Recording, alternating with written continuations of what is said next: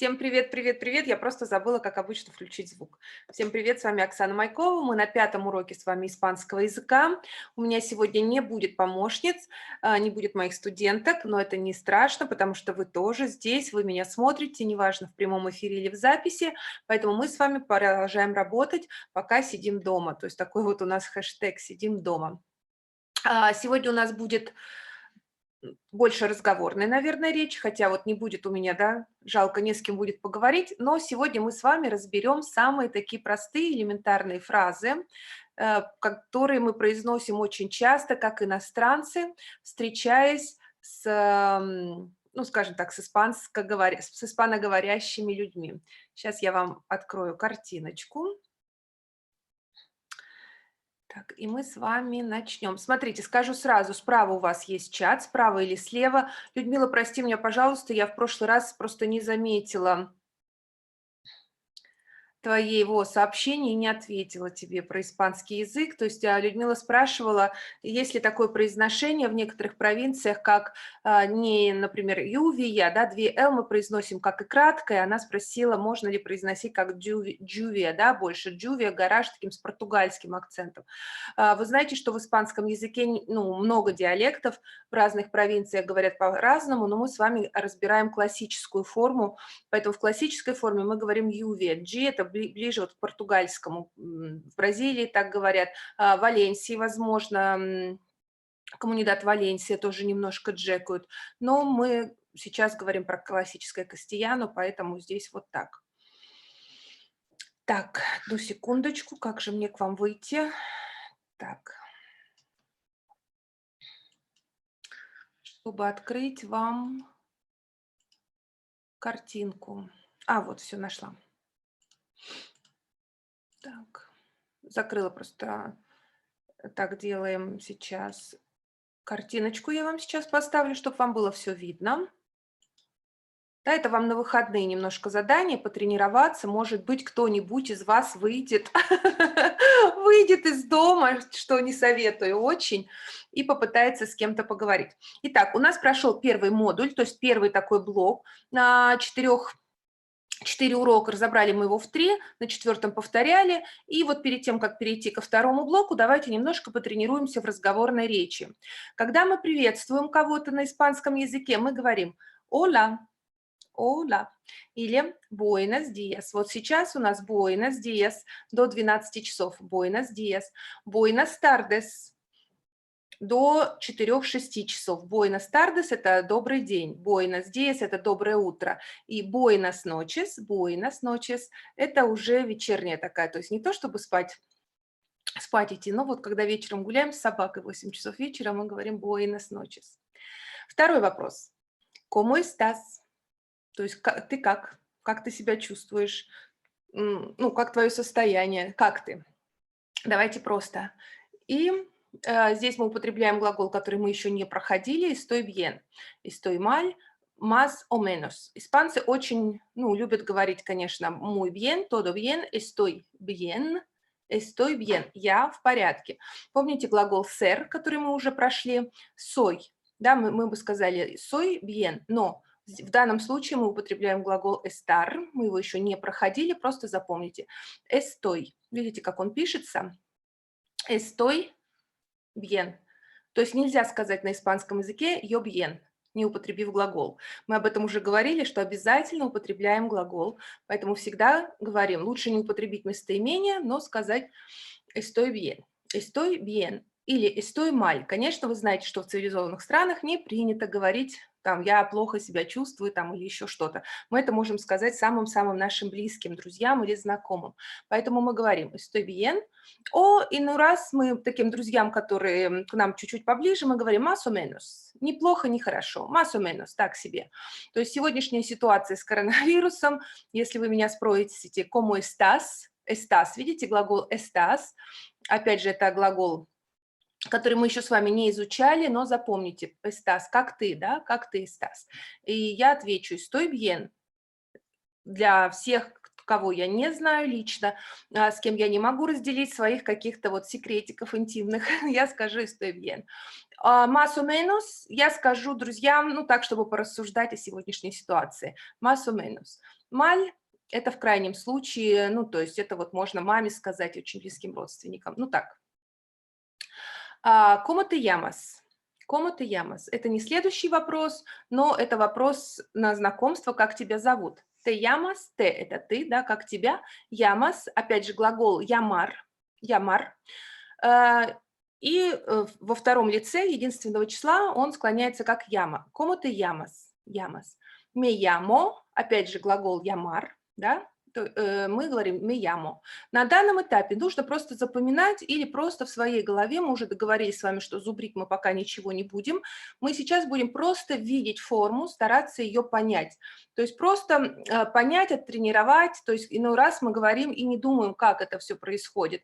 Но я выбрала такую форму, что мы не будем никуда бежать, спешить, у нас время есть, не будем пропускать важные моменты, и будем стараться язык все-таки понимать, да, не зазубривать, потому что все, что мы зазубриваем, оно когда-то куда-то улетает. То есть особенно если мы не часто употребляем эту форму. Но здесь как бы, да, все из нас, каждый из нас это слышал. ¿Cómo te llamas? Me llamo. То есть мы не говорим me llamas, мы говорим me llamo, потому что мы говорим о себе. Me llamo Оксана, por ejemplo, например. И попрощались. Adiós, пока. Hasta luego можно ответить. Hasta mañana, если мы увидимся завтра. Hasta luego. Встретимся. Hasta mañana, увидимся завтра. Adiós, с Богом. Итак, очень все просто, да, в диалоге. Hola, buenos días. ¿Cómo estás? Estoy bien. ¿Cómo te llamas? Me llamo Оксана. Adiós. Hasta luego.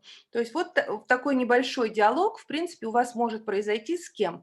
С соседом, да, без имени, может быть. Хотя вот сейчас девчонки только приехали, и, в принципе, происходят новые знакомства, и здесь совершенно спокойно можно познакомиться, да, то есть сначала приветствие, потом мы спрашиваем, как дела, потом мы можем задать вопрос, как тебя зовут, и, в общем-то, попрощаться. То есть на данном этапе вот это нужно оттренировать, да, за выходные с кем-то познакомиться, поговорить со своими домочадцами, может быть, их научить с вами говорить, и будет вам счастье. Дальше. Есть еще вот такие очень часто употребляемые фразы, даже я до сих пор, ну не даже я до сих пор их употребляю. Например, но это все глаголы, друзья мои. Вот сейчас это глаголы. И я вообще каждому рекомендую из вас, как только вы видите незнакомое слово, вы выписываете его на карточку, с одной стороны испанский, с другой стороны перевод. И с этой карточкой ходите или играете с этими карточками. То есть можно выписывать слова в столбик и напротив них писать перевод. Как только вы встречаете незнакомое слово, то есть вы просто начинаете с ним жить, вы начинаете к нему привыкать. Тем более сейчас на первых этапах, на первых уроках мы с вами изучаем так или иначе самые употребляемые слова, то есть те фразы, которые употребляются постоянно. Итак, сколько бы вы ни жили, сколько бы вы ни изучали язык, всегда будут встречаться те слова, которые вы, так скажем, не поняли, плохо поняли, какие-то сочетания слов, предложения, которые вы не понимаете. И ничего нет в этом зазорного, если с людьми, с которыми вы разговариваете, вы у них спросите или скажете «no entiendo», yo entiendo, видите на картинке, yo entiendo, то есть я понимаю, но чаще мы говорим yo no entiendo, я не понимаю. Или если вы не расслышали, потому что, опять же, в испанском языке очень много диалектов, вы скажете «Cómo se dice?» То есть «Что ты сказал?» Нет, подождите. «Cómo se dice en español?» Не так, немножечко побежала вперед. «Cómo se dice en español?» То есть я хочу что-то сказать, но не знаю, как это на испанском. «Cómo se dice?» Decir – это глагол, en español. «Cómo?» То есть «как?» Это говорится se dice en español. ¿Cómo se dice en español? Por ejemplo, я не могу вспомнить это слово, то есть я не знаю, как его сказать. Я говорю, ¿cómo se dice en español? И мой собеседник испанец или испанка, они говорят, ну и ты пытаешься объяснить им там руками, жестами, другими словами, и тебе говорят, как это на испанском. ¿Cómo se escribe? Например, когда вы куда-то звоните в телефонику или в газовую компанию, или в электрическую компанию, и надо что-то представиться, да, сказать ваше имя, там, фамилию, и или, например, очень часто, когда вы имейл свой даете, вас спрашивают, как это написать. Como se escribe? Смотрите, две фразы. Como se dice и como se escribe. То есть два глагола decir и escribir. То есть глагол decir – это глагол исключения, потом будем его изучать. И como escribe, escribir, как это пишется. То есть не как ты это пишешь, но como se escribes, como se escribe. Очень часто мы говорим habla más despacio, por favor. Говорите медленнее. Habla más despacio, por favor. Разберем эту фразу. Habla, hablar, глагол hablar, говорить. Más o menos. Да, помните, мы сегодня говорили, как ты себя чувствуешь? Más o menos. Más – это больше, да, больше, помедленнее. То есть усиление медленно, глагола прилагательного медленно, мы усиливаем ему más, да, más o menos, больше или меньше. Habla más despacio, por favor. Или мы скажем так, repite, por favor. Это вот здесь. Repite, por favor. Повторите, пожалуйста. Возможно, сейчас я говорю быстро, и вы хотите мне сказать, Оксана, repite, por favor. То есть репетир – повторять. Por favor, пожалуйста, повтори, пожалуйста. Вместе с фразой como se dice en español мы часто употребляем фразу que significa, что значит. Que significa, что это значит. Я это говорю всегда. То есть я когда общаюсь с испанцами, и, ну, если это, господи, какое-то плохое сравнение, то есть когда ты говоришь с умными людьми, с образованными людьми, с начитанными людьми, у них, естественно, лексикон намного больше. И очень часто приходится спрашивать «qué significa», потому что что это значит. То есть они используют разные формы, испанский язык очень богатый, и очень часто вот эту фразу прям выучите «qué significa». То есть это может значить, что это значит, то есть вы не поняли, но это очень вежливо, да, то есть что это значит. И вам с большим-большим удовольствием объяснят, что это значит. Или necesito ayuda, мне нужна помощь. Видите, в скобочках стоит, yo necesito ayuda, то есть как бы мне, да, necesito ayuda, нужна помощь, мне нужна помощь. Не стесняйтесь, здесь тоже. Вот эти вот фразы, они вам прям палочки-выручалочки. Если вы пошли в магазин, там, в аптеку, еще куда-то, вы всегда приходите, говорите «Ола», чаще правильнее говорить «Buenos días» или «Buenas tardes», «Necesito ayuda». То есть они сразу, то есть человек, к которому вы обращаетесь, он сразу напряжется, да. То есть он поможет с удовольствием вам. Люди вообще любят друг другу помогать. Tengo una pregunta. Tengo, видите, в кавычках, то есть мы не произносим, но подразумеваем. Tengo, tener – это еще один глагол. Tengo una pregunta. У меня вопрос. У меня есть вопрос. Tengo una pregunta. Это больше, ну, наверное, в обучающем каком-то процессе. И yo sé la respuesta. Я знаю ответ. Yo sé la respuesta. Если вы выучили урок и очень хорошо можете ответить, вы говорите yo sé la respuesta.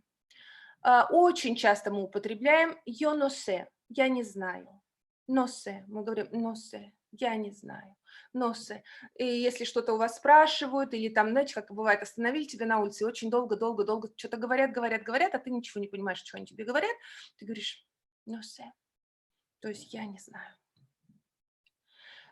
No hay de qué, не за что. No hay de qué. То есть если что-то вы кому-то помогли или там смогли поговорить, там ответили, и вам говорят там gracias, no hay de qué. То есть вообще вежливо говорить, да, принимать, когда вас благодарят, принимать благодарность, но когда вы хотите сказать, ну, не за что. Ну, мне приятно, что вы, конечно, меня благодарите, но hay de qué, я тебе еще раз помогу. No hay de qué. Итак, entiendo, первый, да? Yo entiendo, я понимаю. Yo no entiendo, не понимаю. ¿Cómo se dice en español? Как это на испанском? ¿Cómo se escribe? Можно добавить en español. ¿Cómo se escribe? Habla más despacio, por favor. Говорите медленнее, пожалуйста. Repite, por favor. Повторите, пожалуйста. ¿Qué significa? ¿Qué significa? То есть что это значит? Necesita ayuda. Necesita ayuda. Мне нужна помощь. Tengo una pregunta. Tengo una pregunta. У меня есть вопрос. Yo sé la respuesta. Yo sé la respuesta. Я знаю ответ. Yo sé la respuesta. No sé. No sé. Я не знаю. No hay de qué. Не за что. Вот такая вот у нас, вот сегодня такие у нас употребляемые фразы. Общеупотребляемые. На выходных, суббота, воскресенье у вас будет, повторяйте, пожалуйста, не ленитесь, репетируйте с мышками, с мишками, с плюшевыми игрушками, со своими друзьями, со своими детками, и все будет хорошо. И также не забывайте, что у нас есть группы не только, которые мы ведем в онлайн-трансляции. Я с удовольствием буду заниматься с вами индивидуально, в небольшой группе до 6 человек. То есть это на ваш выбор. Поэтому звоните, в описании к этому видео есть мои координаты. Будем встречаться, будем говорить, будем изучать испанский язык и сидите дома. Спасибо.